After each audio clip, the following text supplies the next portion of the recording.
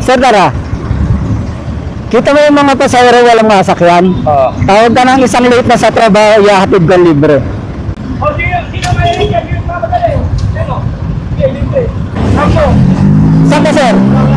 Walang bayad, sir. Walang bayad. Okay lang. Oo, saan ka? Yun lang po mismo sa may ano eh. Hindi ko kasi kabisado ko yun. Yun ang Naku, mahihirapan tayo puntahan yan, sir, pag di mo alam. Kapay ka lang niya eh. Ibigay mo na lang sa akin, sir, yung ano ilalagay sa maps. Anong street yun? May ano eh, pangalan sa istansya na lang. Kahit sa istansya lang. Ah, sa may istansya. Salamat yan. Anong oras ba pasok mo? Okay. Alas 8? Hindi ba, ano na, anong oras na yun eh. Wala talaga tubadya. Walang bayad, sir. Salamat kuya.